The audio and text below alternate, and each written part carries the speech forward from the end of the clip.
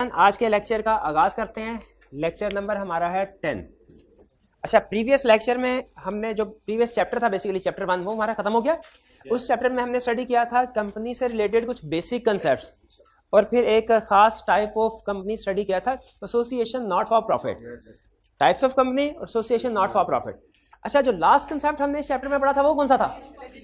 वो था इनकॉर्पोरेशन या रजिस्ट्रेशन ऑफ कंपनी, कि किसी भी कंपनी को, किसी भी टाइप ऑफ कंपनी को आप रजिस्टर कराना चाहते हैं, company limited by share, company limited by guarantee, unlimited company, public company या प्राइवेट कंपनी, किसी भी टाइप ऑफ कंपनी को रजिस्टर करवाना चाहते हैं तो उसका प्रोसेस क्या होगा, ये हमने पढ़ा था लास्ट लर्निंग ऑब्जेक्टिव चैप्टर 1 का। ठीक है, कंपनी इनकॉर्पोरेट होगी। अच्छा, मुझे ये बताइए, जब भी कोई कंपनी इनकॉर्पोरेट होगी, जब भी कोई कंपनी रजिस्टर होगी, तो उसकी रजिस्ट्रेशन के लिए सबसे अहम डॉक्यूमेंट्स क्या जरूरी है बनाना? हमने 4 डॉक्यूमेंट्स पढ़े, 4 चीजें पढ़ी थी रजिस्ट्रेशन के लिए जरूरी है। Memorandum, article, declaration, address. सबसे अहम चीजें क्या थी? मेमोरेंडम और आर्टिकल्स। चैप्टर 2 हमारा सारे का सारा इन्हीं 2 डॉक्यूमेंट्स के गिर्द घूमेगा। किन 2 डॉक्यूमेंट्स के गिर्द घूमेगा? मेमोरेंडम ऑफ एसोसिएशन और आर्टिकल्स ऑफ एसोसिएशन। यानी इसमें हम क्या स्टडी करेंगे? इस चैप्टर में हम स्टडी करेंगे कंपनी के मेमोरेंडम ऑफ एसोसिएशन में क्या क्या चीजें लिखी होती हैं, और क्या स्टडी करेंगे एक कंपनी के आर्टिकल्स ऑफ एसोसिएशन में क्या क्या चीजें लिखी होती हैं।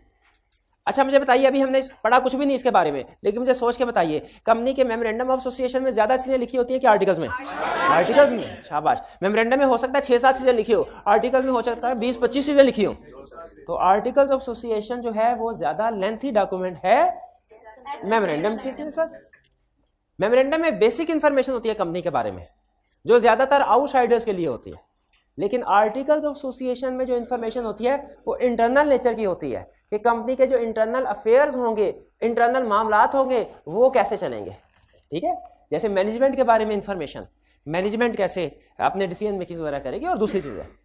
तो इस चैप्टर में हम किन 2 डॉक्यूमेंट्स के बारे में स्टडी करने जा रहे हैं? मेमोरेंडम और आर्टिकल्स। अच्छा, पहले किसके बारे में पढ़ना चाहिए? जो अहम चीज पहले ना, मेमोरेंडम के बारे में स्टडी करेंगे। आज के लेक्चर में हम मेमोरेंडम के बारे में सिर्फ एक चीज के, एक कंसेप्ट स्टडी करेंगे। क्या? कि मेमोरेंडम की क्लॉजेस क्या हैं, मेमोरेंडम के अंदर किन किन बातों का जिक्र होता है, ये स्टडी करेंगे। कि आप किसी भी कंपनी का मेमोरेंडम एसोसिएशन देखें, उसमें आपको क्या क्या पता चलेगा? क्या कंपनी का एड्रेस उसमें लिखा होगा? लिखा, ये क्वेश्चन नहीं, ये अब देखेंगे, अभी फौरी तौर पे फैसला ना ले, मैं भी लिखा हो मैं भी ना लिखा हो। क्या मेमोरेंडम में ये लिखा होता है कंपनी के मेंबर्स कितने हैं? पता नहीं, मैं भी लिखा हो मैं भी ना। तो ये हम स्टडी करेंगे कि कंपनी के मेमोरेंडम में क्या क्या चीजें लिखी होती हैं, लिखा होना जरूरी है। स्टार्ट करें जी। सबसे पहले कंसेप्ट क्या है? Clauses of memorandum. मेमोरेंडम मतलब मेमोरेंडम ऑफ एसोसिएशन, इसको MOA भी लिखते हैं एब्रीविएट करके। क्लॉजेस का मतलब क्या है? पार्ट्स कह ले। क्लॉजेस एक लीगल टर्म है जिसका मतलब समझ लीजिए कि पार्ट्स के मेमोरेंडम के कितने हिस्से होंगे और उसमें क्या क्या इंफॉर्मेशन लिखी होगी। सबसे पहली क्लॉज या पहला पार्ट नेम क्लॉज, जिसमें क्या लिखा होगा?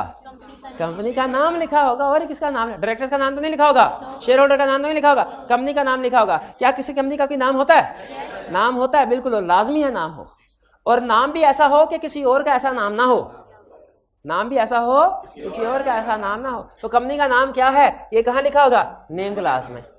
और नाम के साथ वर्ड लिखा होगा लिमिटेड वगैरह, लिमिटेड वगैरह, यानी लिमिटेड तो लिखा ही होगा, लिमिटेड के साथ भी कुछ और भी लिखा होगा, कुछ और भी लिखा होगा। लिमिटेड के साथ कुछ और क्या लिखा होगा? अगर कंपनी लिमिटेड बाय शेयर है तो नाम के साथ वर्ड सिर्फ लिमिटेड लिखा होगा।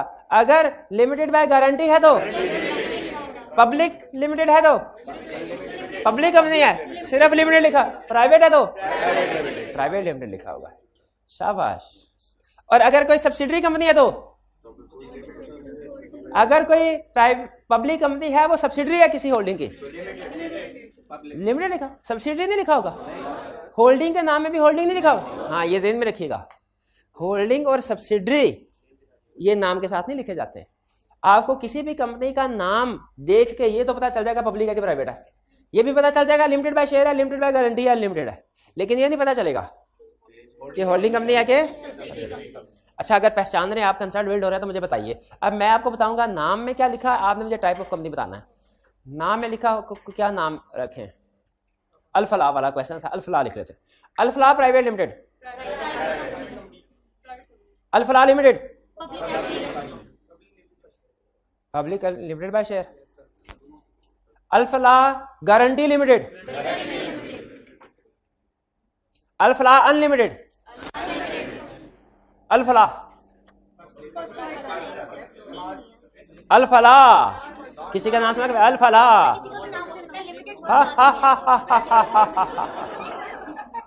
Association not for profit, association not for profit के नाम के एंड पे वर्ड लिमिटेड वगैरह नहीं आता, खा गए मारा। चले कोई बात नहीं, बहरहाल ये तो हमें पता चल गया कि नेम क्लास में क्या क्या चीजें लिखी होंगी, ये क्लियर हो गया। इसके बाद अगली क्लास प्लेस क्लास, नाम से प्लेस क्लास, इसे रजिस्टर्ड ऑफिस क्लास भी कहते हैं, रजिस्टर्ड ऑफिस क्लास। आप चलें रजिस्टर्ड ऑफिस के नाम से कर लें तो बेहतर है, प्लेस या रजिस्टर्ड ऑफिस क्लास। इसका मतलब क्या है? कंपनी का रजिस्टर्ड ऑफिस। अच्छा, एक होता है मेन ऑफिस, एक होता है ब्रांच ऑफिस। ये एक या ये इसमें हर जगह के का नहीं लिखा होगा कि कंपनी का एक ऑफिस लाहौर में है, कराची में है, 2 मुल्तान में है, 4 पेशावर वगैरह, ये नहीं लिखा होगा। बल्कि क्या लिखा होगा? रजिस्टर्ड ऑफिस जिस जगह पे है। और नॉर्मली रजिस्टर्ड ऑफिस का मतलब मेन ऑफिस या हेड ऑफिस होता है, लेकिन लॉ में मेन ऑफिस या हेड ऑफिस की टर्म यूज नहीं होती। कौन सी टर्म यूज होती है? Registered office. लफ्ज़ रजिस्टर से मुराद वो वाला ऑफिस जिसका एड्रेस रजिस्टर करवाया गया है, रजिस्टर्ड ऑफिस। और मजे की बात सुनिए, रजिस्टर्ड ऑफिस क्लास में हम प्रोविंस लिखेंगे, कंप्लीट एड्रेस नहीं लिखेंगे। प्रोविंस लिखेंगे, कंप्लीट एड्रेस। प्रोविंस का मतलब क्या? मतलब पंजाब, KPK, सिंध, बलोचिस्तान, गिलगित बल्तिस्तान। प्रोविंस नहीं है मेरा ख्याल है। हाँ, प्रोविंस नहीं है ना अभी? नहीं, चलो ठीक। क्या कोई ऐसा हिस्सा है पाकिस्तान का जो प्रोविंस का हिस्सा ना हो किसी? इस्लामाबाद क्लासिक एग्जांपल है, ठीक है, इस्लामाबाद। तो प्रोविंस का नाम लिखा होगा या other parts of Pakistan, not part of province, part of Pakistan not part of any province, वो लिखेगा। जैसे इस्लामाबाद। अब मुझे बताइए, रजिस्टर्ड ऑफिस लाहौर में है और ब्रांच ऑफिस सियालकोट में है, क्या लिखा होगा यहाँ पे? पंजाब लिखा होगा जी। नीचे लाहौर लिखा होगा? नहीं, ये उस वक्त है जब प्रोविंस का हिस्सा नहीं है कोई। या तो ये लिखा होगा ऊपर वाली चीज या नीचे वाली चीज। जैसे इस्लामाबाद है, रजिस्टर्ड ऑफिस इस्लामाबाद में है, रजिस्टर्ड ऑफिस क्लास में क्या लिखेंगे? इस्लामाबाद। ये अदर पार्ट ऑफ पाकिस्तान है, अदर पार्ट ऑफ राज्य जो कि पार्ट ऑफ प्रोविंस नहीं है। हाँ जी, फेडरली एडमिनिस्ट्रेड एरिया, जो भी है आगे, जो भी है। भैया बात समझ आ गई? अच्छा मुझे बताइए, अगर सक्खर में है रजिस्टर्ड ऑफिस तो यहाँ पे क्या लिखा होगा? सक्खर नहीं लिखा होगा, यहाँ पे सिंध लिखा होगा, क्योंकि सक्खर सिंध का हिस्सा है और प्रोविंस का नाम आता है मेमोरेंडम में, प्रोविंस का नाम आता है। अगर रजिस्टर्ड ऑफिस मुल्तान में है, चले मुल्तान में है रजिस्टर्ड ऑफिस, क्या लिखा होगा यहाँ पे? पंजाब। रावलपिंडी में है पंजाब, कोयटा में है बलोचिस्तान, मियाँ चन्नू इंडिया। मियाँ चन्नू बस कर दे भाई, ये बड़े बड़े शहर पहचानने काफी है, वरना हाँ वो इतने कोई दूर दराज के शहर नहीं लेके आएगा। वरना जाहिर है वो पेपर देने के लिए कराची के स्टूडेंट भी जाएंगे ना, वो ऑनलाइन के फॉर एग्जांपल जो स्टूडेंट्स हमें कराची के, उनको क्या पता मियाँ चन्नू ने शायद पहली दफा ना सुना। मियाँ चन्नू सिंध में है, मियाँ चन्नू ठीक है, मैं ठीक है। कंसेप्ट समझ आ गया कि नहीं आ गया? ठीक है जी। रजिस्टर्ड ऑफिस और हेड ऑफिस या मेन ऑफिस अलग अलग भी तो हो सकते हैं, यस अलग अलग भी हो सकते हैं। तो उस सूरत में यहाँ पे किसका नाम आएगा? रजिस्टर्ड ऑफिस का। रजिस्टर्ड ऑफिस में जो रजिस्टर करवाया हुआ है रजिस्ट्रार के पास, रजिस्टर्ड ऑफिस, ठीक है। रजिस्टर्ड ऑफिस एक ही होगा, रजिस्टर्ड ऑफिस एक से ज्यादा नहीं होते, और रजिस्टर्ड ऑफिस एक ही होता है मेरे भाई। अब आई कैप ने केस स्टडी पूछी 2 नंबर की, अभी देखते हैं आई कैप लेवल की केस स्टडी आप अटेम्प्ट कर सकते हैं कि नहीं कर सकते। केस स्टडी उसने क्या पूछी? उसने कहा एक कंपनी ने अपना ऑफिस सियालकोट से फैसलाबाद शिफ्ट किया रजिस्टर्ड ऑफिस और मेमोरेंडम में अल्ट्रेशन की ही नहीं। तो बताइए क्या मेमोरेंडम में अल्ट्रेशन होनी चाहिए? नहीं होनी। क्यों नहीं होनी चाहिए? दोनों का प्रोविंस पंजाब है, सोचा अल्ट्रेशन नहीं होगी। भाई ये क्लियर हो गया? नेम क्लास भी ओके, रजिस्टर्ड ऑफिस क्लास भी ओके। अच्छा लेकिन मुझे एक बात की समझ नहीं आई, अगर मेमोरेंडम में सिर्फ प्रोविंस है तो रजिस्ट्रार ने अगर कोई कम्युनिकेशन करनी है कंपनी के साथ तो वो कैसे करेगा? वो कंपनी का नाम लिख के सिर्फ प्रोविंस लिख के तो भेज देगा, लेटर पहुंच जाएगा। ठीक है, उसको हमने उसी रजिस्ट्रार को हमने एड्रेस फॉर कॉरेस्पॉन्डेंस दिया हुआ है, जब भी इनकॉर्पोरेशन करवा रहे थे वो उधर भेजेगा लेटर। ठीक है। अच्छा मुझे बताइए, एक दफा कंपनी का नाम रख लिया, बाद में चेंज हो सकता है कि नहीं? क्या करवाना पड़ेगा? अल्ट्रेशन इन मेमोरेंडम। अल्ट्रेशन इन मेमोरेंडम के लिए क्या करवाना पड़ेगा? कौन सी रेजोल्यूशन पास करनी पड़ेगी? Special resolution. याद है? ऑर्डिनरी रेजोल्यूशन, स्पेशल रेजोल्यूशन और हाँ 3/4 और स्पेशल रेजोल्यूशन की एग्जांपल बताई थी। जब कभी मेमोरेंडम और आर्टिकल्स में अल्ट्रेशन करवानी हो स्पेशल रेजोल्यूशन पास होगी। ये क्लियर? तो आगे चलते हैं। एड्रेस वाली बात की थी ना, फिर से करते हैं क्योंकि उसमें जो मैं पढ़ा था ना रीडिंग ऑब्जेक्टिव क्लास वाले में एड्रेस ऑफ कॉरेस्पॉन्डेंस का, सिर्फ वो तो वही एड्रेस है ना कि जहाँ पे उसका रजिस्टर्ड ऑफिस होगा। हाँ जी। ये बात क्या आपने कहा कि उसने एड्रेस ऑफ कॉरेस्पॉन्डेंस लिखा होगा, तो ऑलरेडी लिखा होता है ना, उसके बाद की चीज। नहीं लेक्चर के बाद नहीं, लेक्चर के अंदर ही, नो प्रॉब्लम, ताकि सारे स्टूडेंट का भला हो और ये जो ऑनलाइन स्टूडेंट्स का भी भला हो। जब भी कोई आपका एक सवाल लेक्चर का हिस्सा बनता है ना, वो परमानेंटली सारे स्टूडेंट्स के लिए फायदे का बायस बन जाता है। इनका क्वेश्चन ये है, क्या है क्वेश्चन? नहीं मैं वैसे मजाक कर रहा हूं, मुझे पता है। क्वेश्चन इनका ये है कि एड्रेस हमने भेजा, हमने तो जब इनकॉर्पोरेशन के डॉक्यूमेंट्स दे रहे थे उस वक्त भी एड्रेस भेजा था। उस वक्त भी वही रजिस्टर्ड ऑफिस ही था, तो ये भी एड्रेस भेजा, रजिस्टर्ड ऑफिस ही। अच्छा एग्जांपल देते हैं। ये इस जगह जहां पे आप बैठे हैं, फर्ज कीजिए किसी कंपनी का रजिस्टर्ड, इसका एड्रेस क्या है? इसका एड्रेस है 18L मॉडल टाउन लाहौर। ये है इसका एड्रेस। ये अगर आप कोई लेटर वगैरह लिखेंगे इस एड्रेस के ऊपर तो ये पहुंच जाएगा कॉलेज में। ठीक है। जब हमने रजिस्ट्रार को डॉक्यूमेंट सबमिट करवानी है ना, उसमें जो एड्रेस देना है कॉरेस्पॉन्डेंस के लिए वो ये पूरा एड्रेस देना है 18L मॉडल टाउन लाहौर। लेकिन जो मेमोरेंडम में प्लेस क्लास या रजिस्टर ऑफिस क्लास में लिखना है वो सिर्फ एक लफ्ज लिखना है, पंजाब। क्लियर हो गया दोनों में फर्क? वो भी एड्रेस था, ये भी रजिस्टर्ड ऑफिस क्लास है, लेकिन इसमें कंप्लीट एड्रेस नहीं है, सिर्फ प्रोविंस का नाम है, जिससे पता चल जाए किस प्रोविंस में है। जी जी।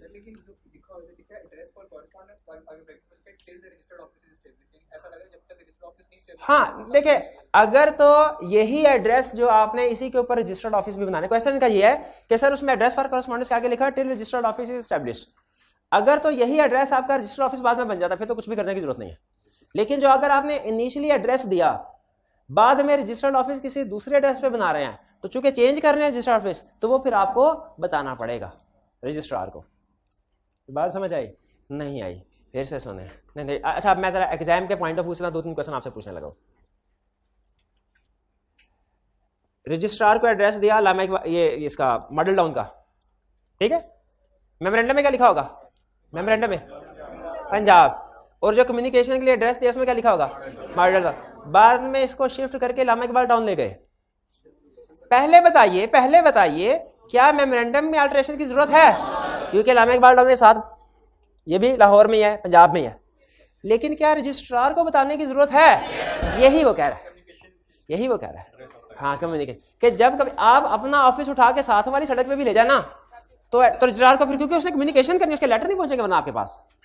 लेकिन मेमोरेंडम को की अल्टरेशन की जरूरत सिर्फ उसी वक्त पड़ेगी जब एक प्रोविंस से दूसरे प्रोविंस में जाएंगे या पार्ट ऑफ प्रोविंस से जाएंगे।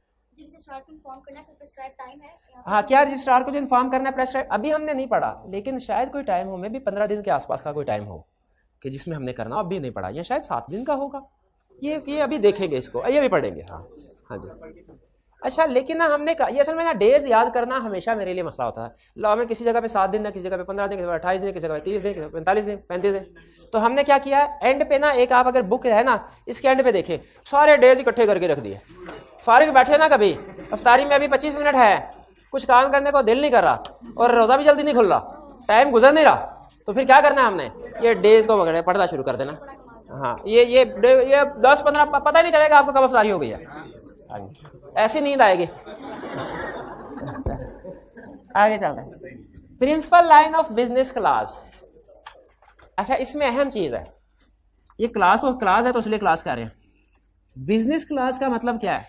काम क्या कर रही है कंपनी काम क्या करती है, ठीक है। अच्छा, पहले ना एक मैं आपको पुरानी प्रॉब्लम बता दूं, पहले इसका नाम सिर्फ बिजनेस क्लास होता था, समझिए। तो इसमें कंपनीज बाजू का आपको पता है, कुछ कंपनीज होती है उनकी एक्टिविटीज बहुत सी होती है। जैसे अगर आप पेप्सी कंपनी के बिजनेस क्लास देखें, आप कहेंगे वो कोल्ड ड्रिंक भी बनाते हैं, लेज भी बनाते हैं, वो मिनरल वाटर भी बनाते हैं, वो और पता नहीं कौन कौन सी चीज़ें बनाते हैं, ठीक है, जूस भी बनाते हैं। हाँ जी। तो बिजनेस लिखते ना वो बड़ी लंबी चौड़ी लिस्ट बन जाती थी। अब उन्होंने वो खत्म कर दिया। उन्होंने कहा ज्यादातर लोगों के लिए ये रेलिवेंट नहीं होता कि आप उनको एक एक चीज बता दें जो आप काम करते हैं। ज्यादातर लोगों के लिए अहम है सिर्फ प्रिंसिपल चीज बताएं, बड़ा काम क्या करते हैं, प्रिंसिपल लाइन ऑफ बिजनेस बनाएं। तो पेप्सी का प्रिंसिपल लाइन ऑफ बिजनेस क्या है वो बताएंगे, वो बोतलें बनाते हैं, ठीक है। प्रिंसिपल लाइन ऑफ, तो प्रिंसिपल लाइन ऑफ बिजनेस समझ आगे क्या है? इसका यह मतलब नहीं कि कंपनी सिर्फ यही काम कर रही है, इसका यह मतलब है कि कंपनी जितने भी काम कर रही है सबसे बड़ा काम यह है, प्रिंसिपल लाइन ऑफ बिजनेस, सबसे बड़ा काम, सबसे बड़ी एक्टिविटी। जैसे कॉलेज है, ठीक है, जैसे कॉलेज है, उसका एक काम तो है कोचिंग प्रोवाइड करना, लेकिन सम टाइम क्या होता है, कैफेटेरिया है, उधर से भी थोड़ा बहुत एक्टिविटीज हो रही होती हैं। वो फोटोकॉपी है शॉप, उससे भी कुछ एक्टिविटी हो रही होती है, पैसे अर्न कर रही होते हैं कॉलेज, बुक्स है और पार्किंग से बाजू का 10-10, 20-20 रुपए लेके।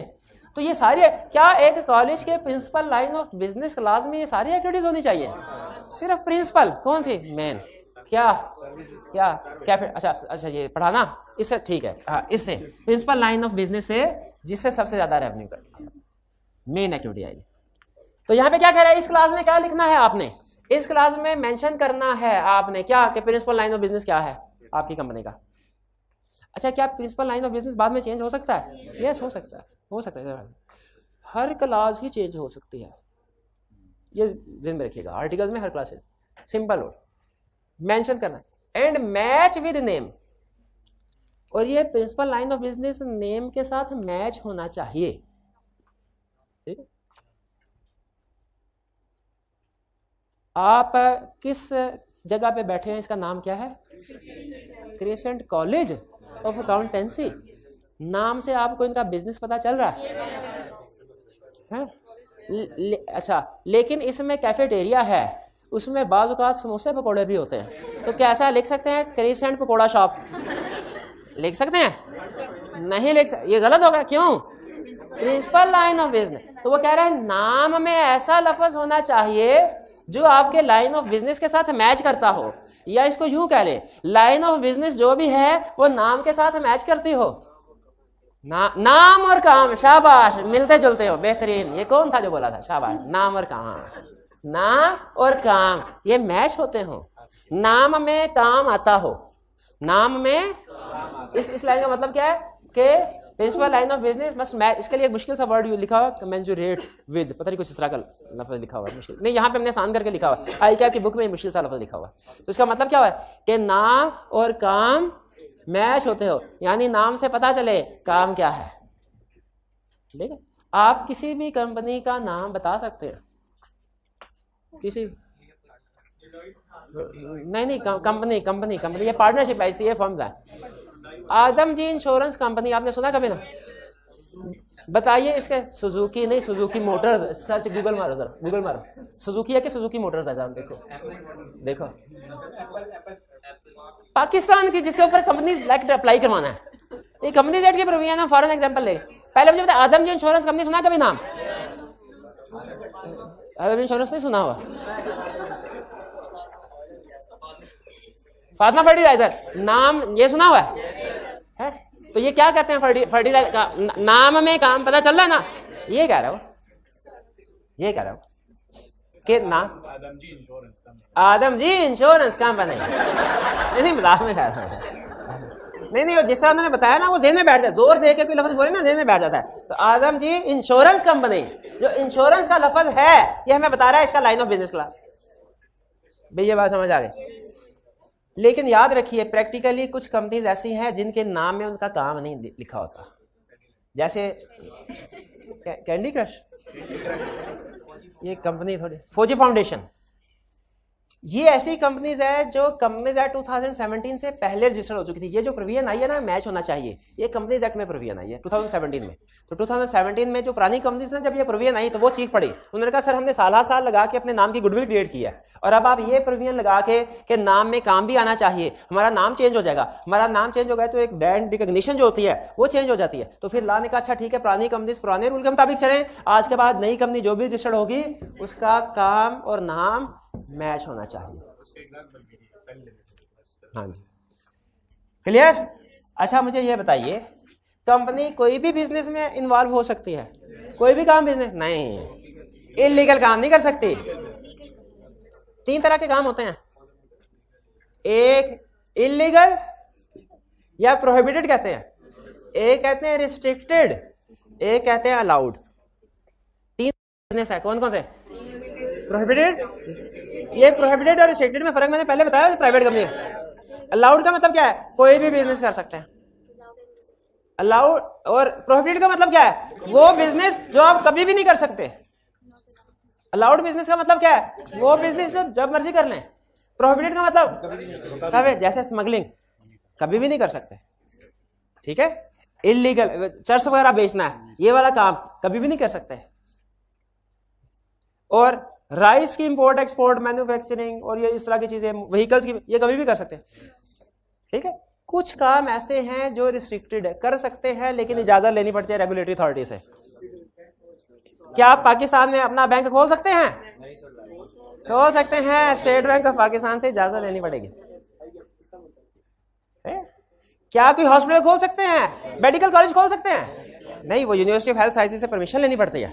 कुछ बिजनेस ऐसे हैं। क्या एयरलाइन अपनी बोल सकते? नहीं, इजाजत रेगुलेटरी अथॉरिटी से इजाजत। तो कुछ बिजनेस ऐसे हैं जिनमें इजाजत लेनी पड़ती है। वो आपको यही बता रहा है कि प्रिंसिपल लाइन ऑफ बिजनेस में आप कोई भी लाइन ऑफ बिजनेस अडॉप्ट कर सकते हैं, लेकिन company can not engage in any business which is prohibited और रिस्ट्रिक्टेड।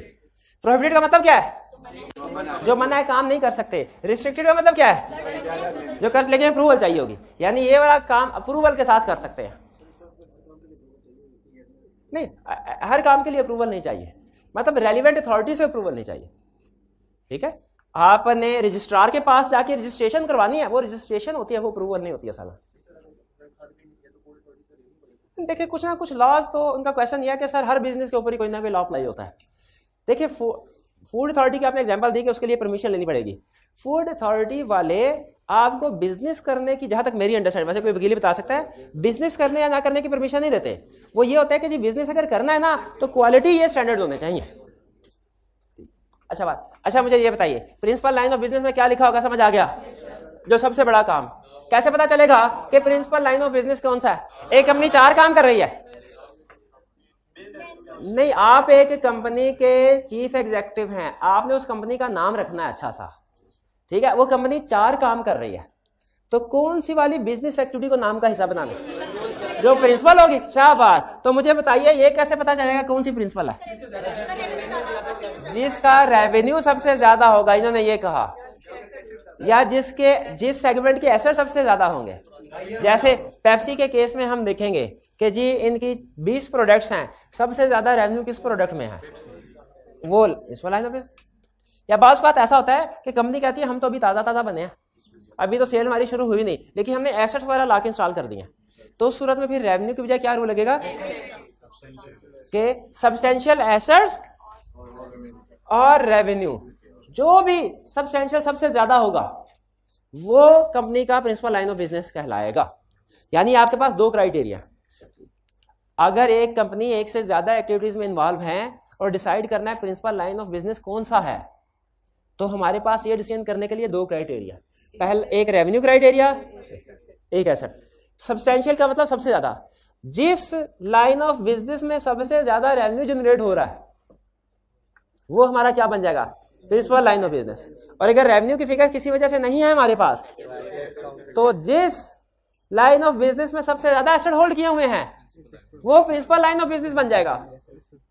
और अगर principal line of business decide करने के लिए रेवेन्यू भी है हमारे पास और एसेट्स की फिगर भी है हमारे पास, दोनों है। फिर कैसे डिसाइड करेंगे प्रिंसिपल लाइन ऑफ बिजनेस क्या है?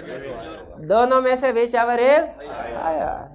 रेवेन्यू की फिगर सुनिए, कंपनी 4 प्रोडक्ट सेल कर रही है, ए से 10% रेवेन्यू आ रहा है, बी से 20%, सी से 30% और डी से 40%। बताइए रेवेन्यू के लिहाज से प्रिंसिपल लाइन ऑफ बिजनेस कौन सा? डी, डी डी वाली। और एसेट्स के लिहाज से ए 50% एसेट्स ए के हैं, 30% बी के, 15% सी के, 5% डी के। अब एसेट्स के लिहाज से कौन सा है?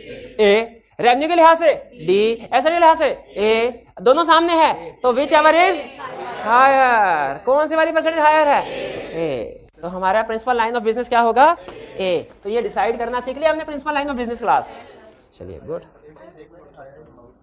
हायर इन परसेंटेज देखना है, हायर इन अमाउंट नहीं, हायर इन परसेंटेज। क्लियर हो गया जी? जी जी हाँ, वेरिएशंस भी आते हैं बिल्कुल, लेकिन नॉर्मली वेरिएशंस इतनी सिग्निफिकेंट नहीं होती कि वो बिल्कुल ही ऊंच नीच हो जाए। और अगर होती भी हैं तो जब एक प्रोडक्ट का रेवेन्यू गिरता है ना तो नॉर्मली दूसरी का भी रेवेन्यू गिरता है। लेकिन फर्ज कीजिए अगले साल चेंज आई, ए बिल्कुल डाउन हो गई है और बी सुपर प्रोडक्ट बन गई है, तो लाइन ऑफ बिजनेस बी बन जाएगा। लेकिन ऐसा बहुत कम होता है, लेकिन अगर हो तो आपकी बात बिल्कुल ठीक है, फिर जो प्रोडक्ट टॉप पे सब्सटेंशियल होगी वो हमारा प्रिंसिपल लाइन ऑफ बिजनेस बन जाएगा। यस, क्या फिर ऑल्ट्रेशन करानी पड़ेगी? यस, ऑल्ट्रेशन करानी पड़ेगी। आगे चलते हैं। 3 क्लॉजेज हो गई, कौन कौन सी? Name, registered office, principal line of business. आगे चल, लायबिलिटी क्लास, जिसमें क्या लिखा होगा? लायबिलिटी क्या? लिमिटेड बाय शेयर है तो क्या लिखा होगा? Liability limited by share up to unpaid amount of share held by them. Limited by guarantee है तो लिखा होगा कि amount company limited by guarantee है और ए ने कितनी अमाउंट गारंटी की है, बी ने कितनी की है, सी ने कितनी, ये अमाउंट भी लिखी होगी। जिस बंदे ने जितनी जितनी अमाउंट गारंटी की है वो भी लिखी होगी। लिमिटेड बाय गारंटी की डेफिनेशन याद है किसी को? क्या है? Company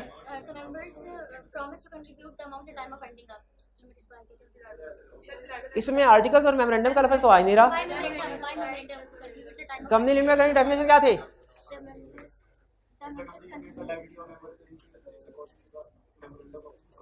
in which members agree to contribute to the assets of the company in the event of its binding। और ये एज पर मेमोरेंडम होती है, लिखा डेफिनेशन में। प्राइवेट कंपनी की डेफिनेशन में वर्ड आर्टिकल लिखा हुआ है, कंपनी लिमिटेड बाय गारंटी की डेफिनेशन में वर्ड मेमोरेंडम लिखा है। ये दोनों अल्फाज आपकी डेफिनेशन का हिस्सा होना चाहिए जब आप इनको डिफाइन करें। तो इसीलिए यहाँ पे अमाउंट गारंटीड भी लिखी हुई है।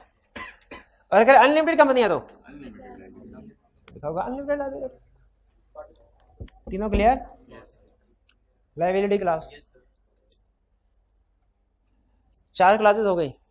पहली को name, registered office, principal line of business, liability class, फिर ऑथोराइज शेयर कैपिटल क्लास। अच्छा, अब ये गौर से देखिएगा ऑथोराइज शेयर कैपिटल क्लास कैसे होती। लिखा होता है ऑथोराइज्ड शेयर कैपिटल, नीचे क्या लिखा होगा? 100,000 shares of ₹10 is equal to 1 million. ये स्ट्रक्चर होगा कैपिटल का। ये जो 1 मिलियन है इसको क्या कहते हैं? शेयर कैपिटल नहीं, ऑथोराइज्ड शेयर कैपिटल। मेमोरेंडम में लिखा हुआ इसको क्या कहते हैं? क्योंकि आगे चल के हम पढ़ेंगे कि इश्यूड शेयर कैपिटल भी होता है। ये ऑथोराइज्ड शेयर कैपिटल है। शेयर कैपिटल एग्जाम में खास तौर पे आप देखते हैं, शेयर कैपिटल हमेशा अमाउंट होगा। फिर ये क्या है? 1 लाख, ये शेयर्स है, ये नंबर ऑफ शेयर, ये अमाउंट ऑफ शेयर्स नहीं है। अगर वो कहे मिस्टर ए ने कंपनी के 1000 शेयर खरीदे, इसका मतलब क्या है? 1000। और अगर कहे 1000 का शेयर कैपिटल खरीदा तो उसका मतलब शेयर कितने खरीदे? 100 खरीदे। ये फर्क ध्यान में रखिएगा, शेयर में और शेयर कैपिटल में फर्क है। शेयर बेसिकली डिवीजन है शेयर कैपिटल की। Share is a division of share capital in smaller parts. बताया था ना, share is a share in share capital of company, लागत है। तो ये shares are division of share capital into smaller. और ये ₹10 क्या बोला? Face value. ये ध्यान में रखिएगा, ये फेस वैल्यू या इसे नॉमिनल वैल्यू भी कहते हैं। ये नंबर ऑफ शेयर्स और ये ऑथराइज्ड शेयर कैपिटल में सिर्फ अमाउंट नहीं आती बल्कि साथ साथ उसकी डिवीजन भी आती है, फेस वैल्यू भी आती है। ये ध्यान में रखिएगा, शेयर कैपिटल वाले चैप्टर में हम इसको पढ़ेंगे। वहां पे पता क्या पूछेगा? कहेगा एक कंपनी के 1 लाख शेयर हैं, ₹10 ईच के, total share capital 1 million.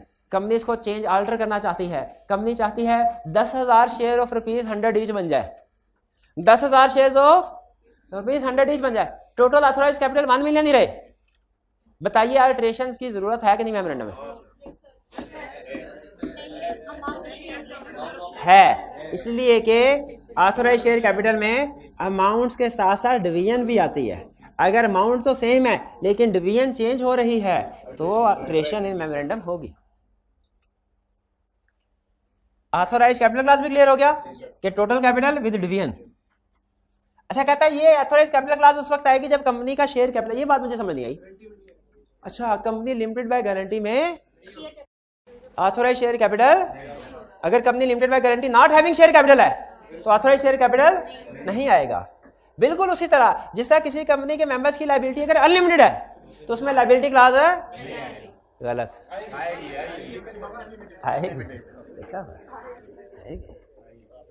Liability class हर सूरत में आएगी लेकिन ऑथराइज कैपिटल क्लास उस सूरत में नहीं आएगी जब कंपनी लिमिटेड बाय शेयर हो, नॉट है, सॉरी लिमिटेड बाय गारंटी हो, not having share capital. Clear जी? हाँ, नॉट फॉर प्रॉफिट तो आपको पता है वो लिमिटेड बाय गारंटी नॉर्मली होती है। अंडरटेकिंग क्लास, अगर कमीशन कोई और क्लास भी कह देके डालो तो और क्लास भी ऐड कर दी जाएगी, इसे कहते हैं अंडरटेकिंग और सब्सक्रिप्शन क्लास।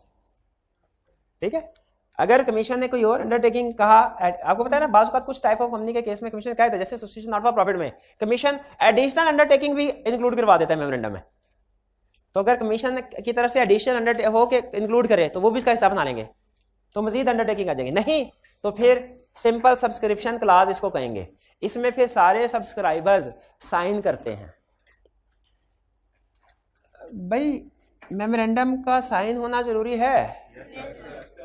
साइन जिस क्लास पे सारे सब्सक्राइबर साइन करते हैं और अपना अपना नाम लिखते हैं और साइन करते हैं और कहते हैं कि हम कम से कम 1 शेयर जरूर खरीदेंगे, तो उस क्लास को क्या कहते हैं? Subscription class. ठीक है, क्लियर? इसका मतलब है जो मेन क्लासेज है ना हमारे सिलेबस की हद तक वो 5 है। छठी तो फॉर्मेलिटी है ना, जिसमें सारे सब्सक्राइबर अपना नाम लिखेंगे और शेयर्स वगैरह लिखेंगे, कौन बंदा कितने शेयर ले रहा है। हाँ, सब्सक्रिप्शन क्लास सब्सक्राइबर्स के लिए कि वो कितने कितने शेयर सब्सक्राइब कर रहे हैं। कम से कम 1 शेयर हर सब्सक्राइबर को सब्सक्राइब करना चाहिए अगर शेयर कैपिटल है। क्लियर हो गए? अच्छा, मुझे बताइए, एक कंपनी ने पैसे इकट्ठे करने हैं, उसके पास कितने सोर्सेज हैं जिनसे पैसे इकट्ठे कर सकते हैं? 2, शेयर इशू कर ले या बारो कर, लोन ले ले, बोरिंग कर ले, शेयर्स या डिबेंचर, बोरिंग। अगर एक कंपनी के मेमोरेंडम में शेयर कैपिटल के बारे में कुछ नहीं लिखा हुआ, क्या वो शेयर कैपिटल इशू कर सकती है? मेमोरेंडम में शेयर कैपिटल के बारे में कुछ नहीं लिखा हुआ, शेयर कैपिटल इशू कर सकती है? नहीं कर सकती। शेयर कैपिटल का मेमोरेंडम में लिखा होना जरूरी है। अच्छा, अगर एक अगला क्वेश्चन, अगर एक कंपनी ने लोन के बारे में कुछ नहीं लिखा हुआ मेमोरेंडम में, क्या वो लोन ले सकती है? अच्छा, ये बड़े डिस्प्यूट वाला क्वेश्चन है कि शेयर के बारे में तो रूल है, इक्विटी के बारे में रूल है, मेमोरेंडम में लिखा होगा, जिक्र होगा तो फिर इशू कर सकती है, वरना नहीं। लेकिन लोन के केस में याद रखिए, लॉ कहता है हर कंपनी की बाय डिफॉल्ट एज्यूम किया जाता है every company is deemed to have boring power. Every company is deemed का मतलब क्या होता है? एज्यूम्ड। अकाउंटिंग में जिसे आप कहते हैं assumed, assume, it is assumed उसे लॉ में कहते हैं deemed, it is deemed, a company is deemed to have borrowing power, it is not required to mention it in memorandum of association. ये ध्यान में रखिएगा। कई की केस स्टडी में उसने कहा कंपनी का सीईओ लोन लेने के लिए गया बैंकर के पास, बैंकर ने कहा मेमोरेंडम दिखाओ, मेमोरेंडम दिखाया, बैंकर ने कहा इसमें तो बोरोइंग पावर का जिक्र ही नहीं है, क्या आप लोन ले सकते हैं कि नहीं ले सकते। सीईओ ने कहा हो सॉरी सर गलती हो गई, अगर ये हमारी शेयर होल्डर्स की मीटिंग होगी ना उसमें हम मेमोरेंडम की अल्टरेशन करवा के तो आपको रिवाइज मेमोरेंडम जमा करवा देंगे, बराए मेहरबानी हमें लोन इशू कर दे जल्दी। हमें बैंक ने लोन इशू कर दिया, क्या बैंक ने सही किया? यस, बैंक ने सही किया। मेमोरेंडम में लिखा होना जरूरी नहीं है ना बोरोइंग पावर का, तो नहीं लिखा हुआ था तो सही था, तो दे दिया उसने, मैंने लोन दिलवाया है। इसका मतलब ये है कि सीईओ भी फारिग है और बैंकर भी फारिग है, लेकिन दोनों गलत बंदों ने मिलकर एक सही फैसला कर लिया। बैंकर को भी नहीं पता कि बोरोइंग पावर मेमोरेंडम में नहीं होती, सीईओ को भी नहीं पता नहीं होती, लेकिन उसने वादा कर लिया कि अगली दफा जब शेयर होल्डर्स की मीटिंग होगी हम इसमें अल्टरेशन करवा देंगे। तो उसने कहा मेहरबानी लोन ना रोके, लोन अभी इशू कर दे। बैंक ने लोन इशू कर दिया। वैसे भी लोन इशू किया जा सकता था, अगर मेमोरेंडम में बोरोइंग पावर नहीं लिखी हुई ना फिर भी कंपनी बोरो कर सकती है। बोरोइंग पावर नहीं लिखी, बोरोइंग पावर का कंपनी में लिखा, मेमोरेंडम में लिखा होना जरूरी है। मैं क्लियर हुई सब। फिर एक और कंसेप्ट है companies act to override memorandum of association, articles of association. Override का मतलब क्या है? सुपरसीड करना। ओवरराइड का मतलब क्या समझाएं आपको? ओवरराइड का मतलब है मोर इंपोर्टेंट। ओवरराइड का मतलब क्या है? अच्छा मुझे ये बताइए, पाकिस्तान का आइन ऊपर है कॉन्स्टिट्यूशन के पार्लियामेंट की कोई रेजोल्यूशन या हाई कोर्ट का कोई ऑर्डर या जज की कोई किताब, किसी जज की कोई किताब, सबसे ऊपर कॉन्स्टिट्यूशन। उसी तरह आपके सामने डिफरेंट डॉक्यूमेंट्स के नाम लिख रहा हूं। एक है कंपनीज एक्ट 2017, एक है मेमोरेंडम ऑफ एसोसिएशन, एक है आर्टिकल्स ऑफ एसोसिएशन और एक है रेजोल्यूशन। रेजोल्यूशन ठीक है, जो कि जनरल मीटिंग की भी हो सकती है और बोर्ड मीटिंग की भी हो सकती है। जरा मुझे बताइए इन चारों डॉक्यूमेंट्स में से सबसे अहम कौन सी है? उसके बाद इसका मतलब क्या है? मोर इम्पोर्टेंट होने का मतलब पता है क्या? लीगली कि पहले इसको फॉलो करना है। अगर इसमें और इसमें कंफ्लिक्ट आया ना तो ऊपर वाले को पहले फॉलो करना है। अगर इसमें कंफ्लिक्ट आया, इसमें कंफ्लिक्ट आया, इस ध्यान में रखिएगा। आगे चल के केस स्टडी में कहेगा कि लॉ ये कहता है एक पब्लिक कंपनी के कम से कम 3 मेंबर होने चाहिए, लेकिन शेयर होल्डर्स ने रेजोल्यूशन पास की कि 2 मेंबर भी हो गए तो काम चलेगा। क्या ये रेजोल्यूशन वैलिड है? हमने कहा नहीं, क्योंकि ये कंपनीज एक्ट के अगेंस्ट है। कंपनीज एक्ट के अगेंस्ट है। ठीक है, फिर से बताइए। कंपनीज एक्ट ने एक जगह पे कहा हुआ है कि, अच्छा ये ध्यान में रखिएगा, एक टेक्निकल सेंटेंस बोलने लगा हूं, शायद समझ नहीं आएगा आपको। एक होता है डिफरेंट होना, एक होता है कंफ्लिक्ट होना। दोनों में फर्क है, दोनों में फर्क है। ये भाई डिफरेंट है इनसे, ठीक है, भाईजान की दाढ़ी है इनकी नहीं है, डिफरेंट है ना, लेकिन इसका ये मतलब नहीं है कि इनका कंफ्लिक्ट भी हो जरूरी है। कंफ्लिक्ट होना जरूरी नहीं है। उसी तरह समटाइम्स कुछ चीजें, बड़ी अहम चीज है, कुछ कंपनीज एक्ट में और आर्टिकल्स में डिफरेंट होंगी, लेकिन जरूरी नहीं कंफ्लिक्ट हो। कंफ्लिक्ट नहीं होना चाहिए, डिफरेंट हो सकती हैं। नहीं बात समझ आई? नहीं, एग्जांपल से समझते हैं।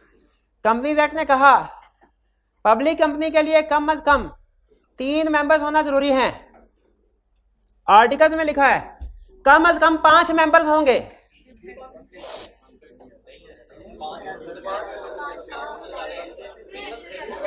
बताइए आर्टिकल्स की बात वैलिड है कि इनवैलिड?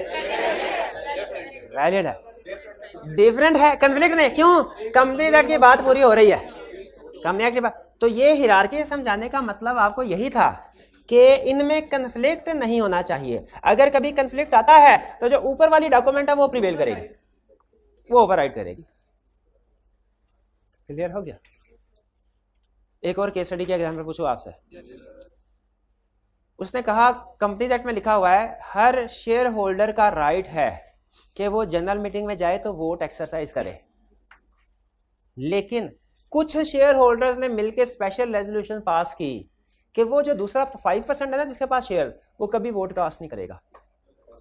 क्या ये रेजोल्यूशन वैलिड है? नहीं। क्यों? कॉन्फ्लिक्ट है। कंपनीज एक्ट उसको जहां हर एक का राइट है, वो अगर वोट एक्सरसाइज करना चाहे तो उसको रोका नहीं चाहिए। तो ये कंसेप्ट है कि इन डॉक्यूमेंट्स में कन्फ्लिक्ट नहीं होना चाहिए। अगर कन्फ्लिक्ट है तो ऊपर वाली डॉक्यूमेंट प्रिवेल करेगी। ये है इसका मतलब। Companies act to override memorandum, articles, आगे रेजोल्यूशन भी लिख सकते हैं। भी यहां तक क्लियर? अब ऐसा कीजिए, आपको 3 मिनट दिए जा रहे हैं, आप एक दफा ये लर्निंग ऑब्जेक्टिव 1 है चैप्टर 2 का, इसकी रीडिंग कर लीजिए, फिर इसके बाद हम पास्ट पेपर के क्वेश्चन की तरफ चलते हैं। ठीक है जी? टाइम काहे का हो गया? अभी 10 मिनट है, खुदा का खौफ करें। 2:20 2:25 है आपकी क्लास का टाइम। 1:15 से लेके 2:25 तक है, 1:10 से लेके 2:20 तक है।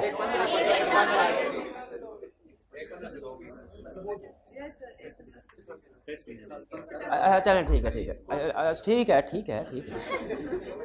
आपने कल लाजमी ये 3 क्वेश्चन सॉल्व करके लाने हैं रिटन फॉर्म में, और आज जैसे ही 6:30 बजेंगे और टाइम बमुश्किल आगे गुजरेगा। नहीं 6:30, हाँ तो फिर आपने क्या, हाँ रोजा का नहीं, 6:30 नहीं, थोड़ा टाइम पहले, 5:45 बजे।